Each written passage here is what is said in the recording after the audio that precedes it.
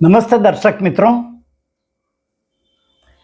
આપ જાણો છો કે 26મી એપ્રિલના રોજ લોકસભાની ચૂંટણીનું બીજું ચરણ પૂરું થયું અને દર વખતે ક્યાંક ખોટું મતદાન થાય, ક્યાંક ઈવીએમ બગડે, ક્યાંક રાજકીય પક્ષો વચ્ચે હોંસાસોસી થાય અને એમ કરતાં દિવસ પૂરો થયો.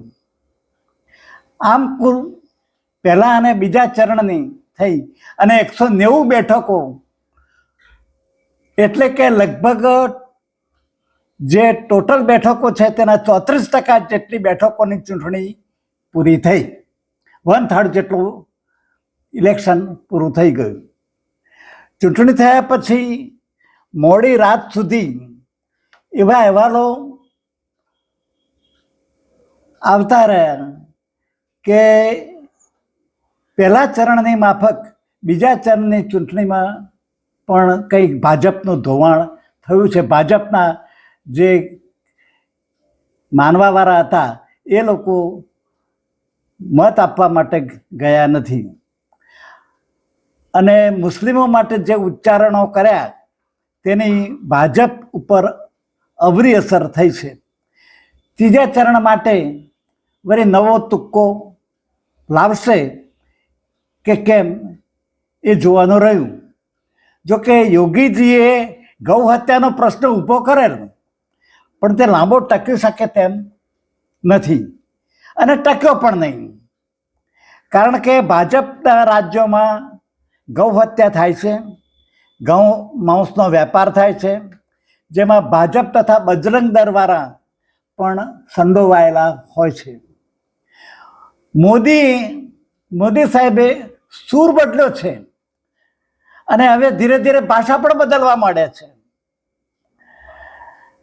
મોદી કરતાં તેમના કહેવાતા ચાણક્ય વધારે પડતા વિપક્ષોને દુશ્મન ગણે છે.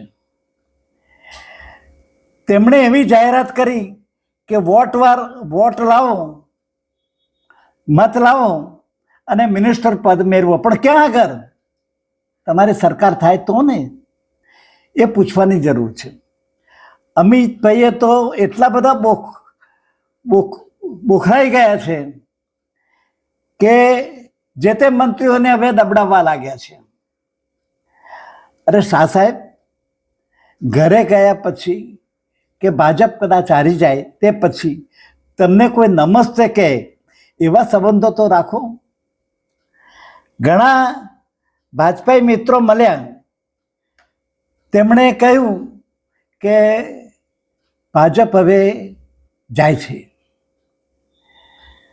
અને આવો અહેસાસ ભાજપના નેતાઓને કાર્યકર્તાઓને પણ અહેસાસ થઈ ગયો હશે કે સત્તા પલટો થાય છે. આ તો એવા મિત્રો મળ્યા કે તેને રાજકારણ જોડે કે બહુ સંબંધ નહોતો, પણ એવું ઉપલક્ષ્ય છાપું વાંચીને કહી શકતા હોય કે ભાઈ હવે જાય. આથી આરએસએસ આ બધું જે જાણ્યું કે હવે ભાજપની હવે કટોકટી આવી ગઈ છે, આથી ભાજપ અને આરએસએસની ગુપ્ત મિટિંગોની શરૂઆત થઈ ગઈ અને નવી રણનીતિ શું અપનાવવી તે વિશે ચર્ચાઓ પણ થઈ રહી છે. હમણાંથી ઈડી, આઈટી, સીબીઆઈ વગેરે પણ બધા શાંત થઈ ગયા છે. કદાચ અમને ખ્યાલ આવ્યો હોય. કેટલાક નેતાઓને એવું પણ માન્યું હશે કે સત્તા પલટો થશે તો હાલના વિપક્ષો જે મોદી અને અમિત શાહના કારણે દુઃખી થયા છે તેઓ કદાચ વેર લીધા વગર નહીં છોડે. જે થાય તે ખરું. અમુક નેતાઓને તેઓ જેલ ભેગા પણ કરે અને કદાચ બચી પણ જાય. સમાચાર સાંભળ્યા છે કે પ્રિયંકા ગાંધી વાડ્રા મોદીના ગઢ ગુજરાતમાં પધાર્યા. આ સાંભળી બહુ દુઃખ થયું. પત્રકાર મિત્રો, ગુજરાત એ મોદીનો ગઢ નથી કે શાહ સાહેબનો ગઢ નથી. આ તો સરદાર અને ગાંધીનું ગુજરાત છે, એમનો ગઢ છે. લોખંડી મહિલા ઇન્દિરા ગાંધીનું સસુરાલ છે. માટે મોદીનો ગઢ ના કહો ગુજરાતને તો બહુ સારી વાત છે. મારા અગાઉના એપિસોડમાં રાજપૂતોનો પ્રશ્ન ઝડપથી પતાવી દેવા જેવો શરૂઆત થઈ ગઈ ત્યારથી હું કહું છું કે આ પ્રશ્ન ઝડપથી પતાવી દો, નહીતર આ આગળ જતાં બહુ મોટો સરકશે દેવા જણાવેલ.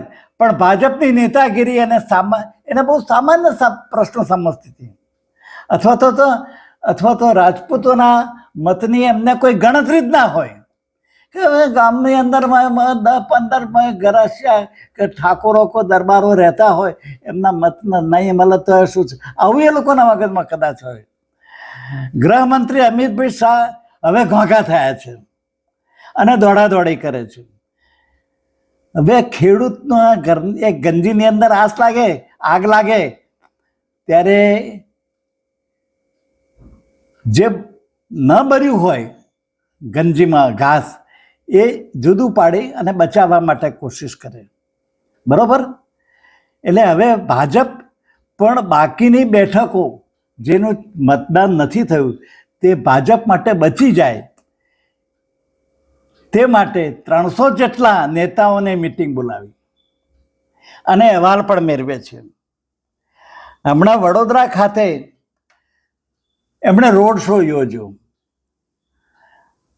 તો દરબારોએ, રાજપૂતોએ, ક્ષત્રિયોએ રોડ ઉપર અગ્નિની સાક્ષીએ ભાજપને મત નહીં આપવાના સોગંદ લીધા.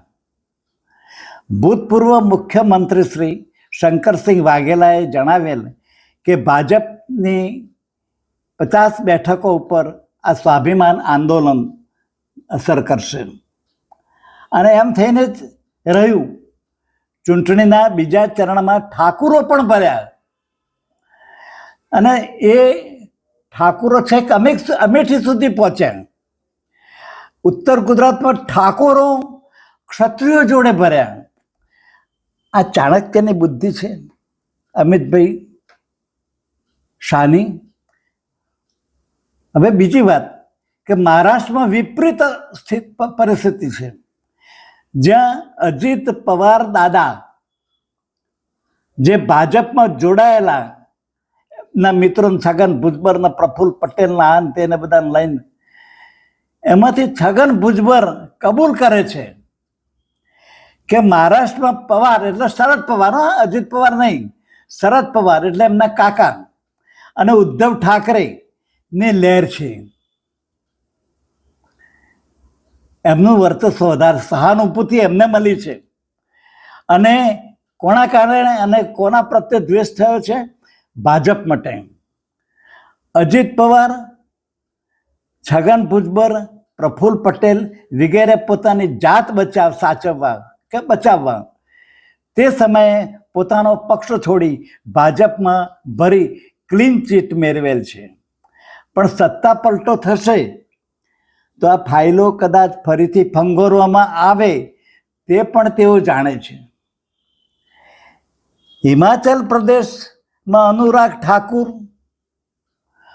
મધ્યપ્રદેશમાં મોહન યાદવ ને અમિત શાહે બરોબરની સૂચના આપ્યા પછી ગગડાયા હતા.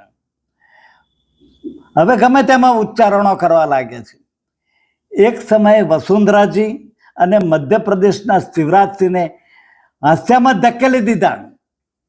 પછી કયા મોઢે તેમને કહેવું કે ભાઈ તમે ગુજરાતમાં જઈને ક્ષત્રિયોને સમજાવો, કે તમારા પ્રદેશના ક્ષત્રિયોને સમજાવો, કે તમારા પશ્ચિમ યુપીના ક્ષત્રિયોને સમજાવો. આ એક મોટો મોદી, શાહ અને નડ્ડા માટે પ્રશ્ન છે.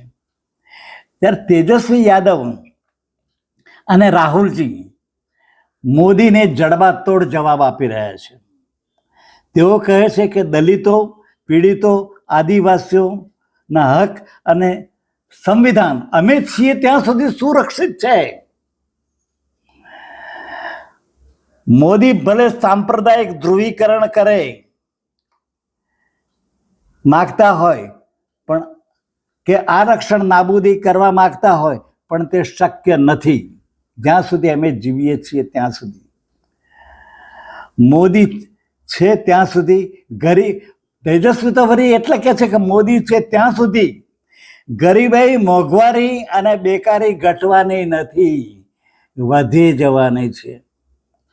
આમ આક્ષેપો અને પ્રત્યાક્ષેપો કરતાં કરતાં ત્રીજું ચરણ આવી જશે અને ત્યાં સુધીમાં આપણા સંવાદો, આ બધા સંવાદો સાંભળવાના રહેશે. ત્રીજા ચરણમાં પણ આવું ને આવું વાતાવરણ રહેશે તો શું થશે તે કલ્પના જ કરવી રહી. હાલમાં તો યુપી અને મહારાષ્ટ્ર અને ગુજરાત આ સિવાય કોઈ મદાર એમના માટે રહ્યો નથી. ગુજરાતમાં અને મહારાષ્ટ્રમાં બાજી અવરી પડશે તો ગરબો ઘેર આવશે, તો નવાઈ નહીં, નવાઈ ના પામતા નહીં. નાના છોકરાઓ રમત રમે અને કોઈ છોકરો સારું રમતો હોય તેને વાંધા વચકા શોધી રમતની બહાર મૂકવો એ બાલિષ્ઠા કહેવાય છે. એવું ક્યાંક મોદી સાહેબ, શાહ સાહેબ રાજ્યના સંચાલનમાં કરતા હોય એવું અમને લાગ્યું. એટલે એટલા માટે તો અમને ભાઈ શું નામ કોંગ્રેસના અધ્યક્ષ ખડગે કહ્યું છે કે બાલિશતા છે, ચાઇલ્ડિશ છે. મોદી સાહેબ ચાઇલ્ડિશ છે. હવે કોઈ ટીકાકારોની વાતો નહીં, મોદી સાહેબને વખાણ કરતા આવડ્યું નહીં. આ બધું શીખવું જોઈએ. આપણે સર્વજ્ઞ નથી કે બધું જ જાણીએ. આપણી પણ ભૂલ થાય. રાતોરાત રાજ્યના પ્રધાનમંડળો બદલવાથી શું ફાયદો છે? આ રૂપાણીને રાતોરાત હવારના પરની અંદર તમે છોડી દો, બીજા દિવસ શાહ સાહેબ આવવાને કહે કે કોઈ પરચીને, પરચીવાળા પ્રધાનો છે બધા. આ ભજનલાલ અને મોહન યાદવ ને આ ભાઈ ભૂપેન્દ્ર પરચીવાળા ઉપરથી પરચી આવે ને એમને પ્રધાનમંત્રી. જાણકારો અને અનુભવીઓનો લાભ લેતો ના આવડ્યું. આ બધાને પોતાનાથી કંઈ ઓછા જ્ઞાની માનતા રહ્યા. વિષ્ણુ ભગવાનના અવતાર કે અવતારી પુરુષ કહેનારા ઘણા મળશે, પણ સાચી વાત કહેનારા બહુ ઓછા મળશે. જ્યાં સુધી વિપક્ષને દુશ્મન માનશો ત્યાં સુધી તો આ શેઠની શિખામણ ઝાંપા સુધી. બાકી હવે તમારે જે કરવું હોય તે કરો. બસ આ યુટ્યુબ વાળો તો કહે છે કે જહાજ જે છે એ ગુજરાતની અંદર લાંગરી રહ્યું છે, લેન્ડિંગ કરી રહ્યું છે. શું તો આ બધા જે આપણે જે સાંભળવા મળે છે એ આપના માટે શું યોગ્ય છે? બસ આજે આટલું જ કહેવાનું છે.